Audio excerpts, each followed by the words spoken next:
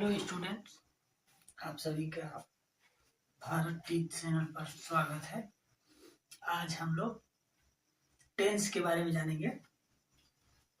Tense कितने होते हैं, इतना अच्छा नॉलेज हो जाएगा। टेंस के बारे में बेसिक ज्ञान हो जाएगा आपको, उसमें कोई कंफ्यूजन नहीं रह जाएगी। जैसे टेंस जो होता है,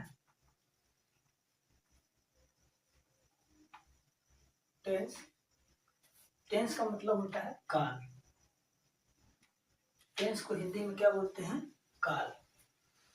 और टेंस तीन प्रकार के होते हैं basically.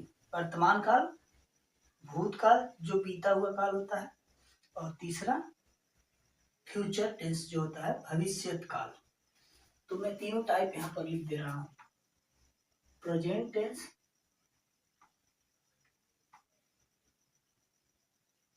Tense, past tense, future tense. आपको तीनों पढ़ना है। तीनों का अलग अलग से तीन टाइप और होता है।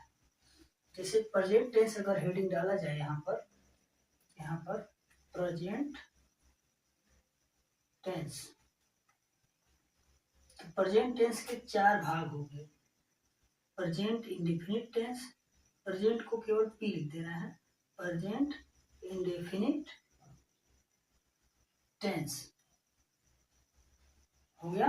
प्रेजेंट इंडेफिनिट में फिर ये तो हेडिंग है, उसके बाद इसमें सिंपल सेंटेंस। पहले सिंपल पढ़ेंगे, फिर नेगेटिव पढ़ेंगे,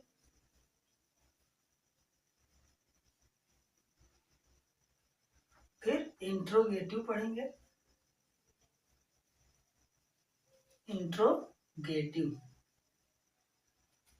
तो सिंपल का जो फार्मूला होता है, सब्जेक्ट प्लस वर्ब में ही एस या ईएस लगाया जाता है। जो एस या ईएस लगाया जा रहा है उसको यहाँ देखिए, एस या ईएस जो लगाया जाता है ओनली सिंगुलर सब्जेक्ट के लिए लगाया जाता है।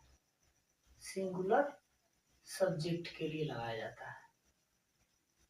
ठीक, ये जो एस या ईएस है सिंगुलर सब्जेक्ट होगा। ये सब्जेक्ट जो है सिंगुलर होगा तभी लगेगा, प्लूरल में नहीं लगाया जाएगा। और निगेटिव के लिए जो फार्मूला होता है, सब्जेक्ट प्लस डू या डज। ये डू या डज हेल्पिंग वर्ब है, प्रेजेंट इंडेफिनिट में ही आते हैं और किसी टेंस में नहीं। प्लस नॉट प्लस वर्ब का फर्स्ट फॉर्म प्लस ऑब्जेक्ट, ये फार्मूला होता है। देख पा रहे हैं आप? तो उसके बाद इंट्रोगेटिव टेंस है, इसमें डू या डज पहले आ जाएगा, प्लस सब्जेक्ट प्लस वर्ब का first form plus object plus question mark. ये होता है फार्मूला।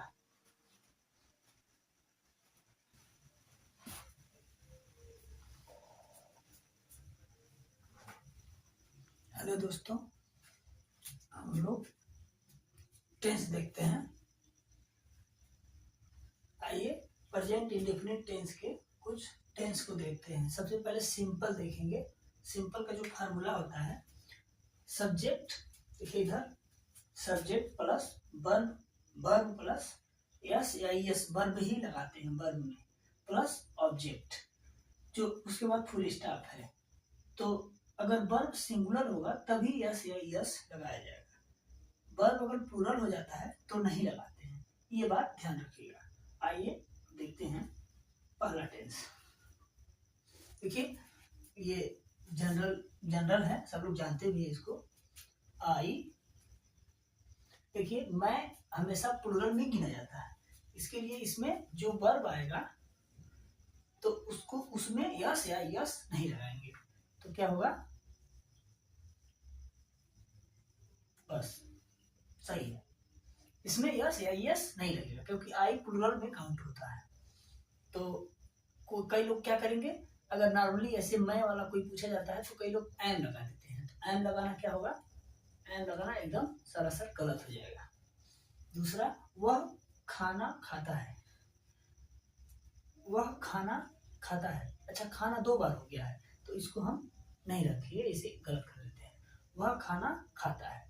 तो क्या होगा, ही खाना, खाने का क्या होता है, ईट्स, ईट्स यस लग रहा है, देखिए इस यस क्यों लग रहा है, क्योंकि ये वह जो है, ही जो आया है सिंगुलर है, ही ईट्स द फूड, क्या हो जाएगा, ही ईट्स द फूड। देखिए इतना सही हो गया। ये हिंदी में खाना 2 बार आ गया था। तो हम स्कूल पढ़ने जाते हैं, देखिए इस बार सब्जेक्ट को हम प्लूरल लिए हैं ताकि आपको यस या यस कहाँ नहीं लगाना है ये भी मालूम हो जाए। तो वी गो टू स्कूल, हम स्कूल जाते हैं। देखिए गो में यस या यस कोई कुछ नहीं लगाया गया है। क्यों नहीं लगाया गया, क्योंकि ये सब्जेक्ट प्लूरल है। तो जब प्लूरल सब्जेक्ट होता है तो यस या यस नहीं लगाते हैं। अब आइए नेगेटिव सेंटेंस देखते हैं प्रेजेंट इंडेफिनिट का।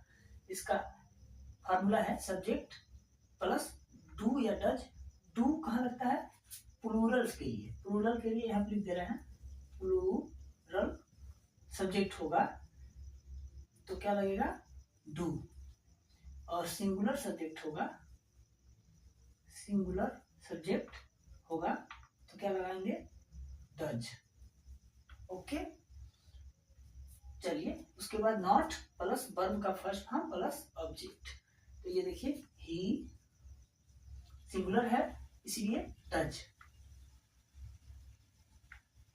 उसके बाद नॉट, ही डज नॉट, खाने का क्या होता है, ईट द फूड, खाना का क्या होगा, फूड। कई लोग इसमें भी यस या यस लगाने लगते हैं, तो नेगेटिव में वो नहीं लगता है यस या यस। नेगेटिव में केवल डू या डज ध्यान देना है, बाकी सब फुल स्टॉप और ध्यान देना है। वर्ब तो फर्स्ट फॉर्म ही लगेगा। और देखिए एक प्लूरल भी ले लिए हैं, वी डू नॉट, आई के साथ भी हमेशा डू आएगा। आई को आप हमेशा ध्यान रखिएगा, उसके साथ प्लूरल हेल्पिंग वर्ब ही आता है। We do not go to, कहाँ जाने की बात हो रही है, स्कूल, हम स्कूल नहीं जाते हैं या हम विद्यालय नहीं जाते हैं।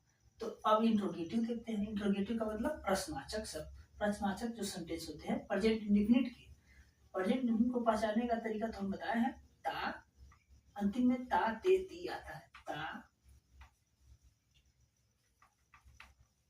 यही आता है अंतिम में। कोई भी काम हैबिट में हो, जैसे ये है, खाना खाता हूँ, स्कूल पढ़ने जाते हैं, हैबिट की तरह बताया जाएगा। ये अनिश्चित काल के लिए हो रहा है। इनडिफिनिट का मतलब ये कंफर्म नहीं है कब तक हो रहा है, कब हो रहा है, ये कंफर्म नहीं होता इसमें। इंट्रोगेटिव में है क्या वह खाना खाता है, तो क्या होगा, पहले देखिए फार्मूला है डू या डज में से कोई भी पहले लगाएंगे। डू कहाँ लगाएंगे, प्लूरल के लिए, और डज सिंगुलर के लिए। उसके बाद सब्जेक्ट, फिर वर्ब, फिर ऑब्जेक्ट। तो क्या है, ये वह जो है सब्जेक्ट सिंगुलर है इसीलिए डज लगेगा। डज ही, उसके बाद verb eat the food, does he eat the food. Question mark compulsory है, क्वेश्चन मार्क लगाएंगे तभी ये सही माना जाता है इंट्रोगेटिव वाला सेंटेंस जो होता है। Does he eat the food, क्या वह खाना खाता है।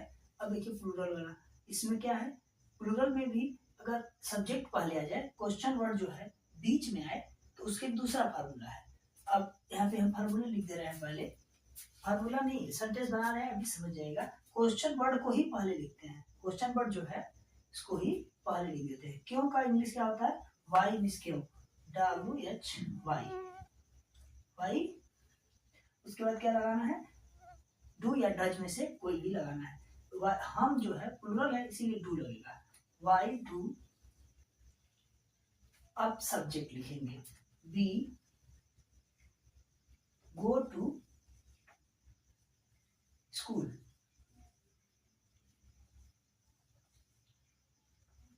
ओके, उसके बाद आप कहाँ रहते हैं, आप कहाँ रहते हैं, पहले कहाँ का इंग्लिश लिखेंगे, वेयर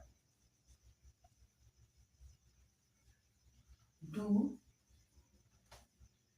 आपका लिखेंगे यू, अब वर्ब लिखेंगे live, where do you live, question है, पूछा भी जाता है आपसे, वेयर डू यू लिव, आप कहाँ रहते हैं। तो कमेंट सेक्शन में जरूर बताइए कि आप कहाँ रहते हैं और ये समझ में आया कि नहीं, ये जरूर बताइए।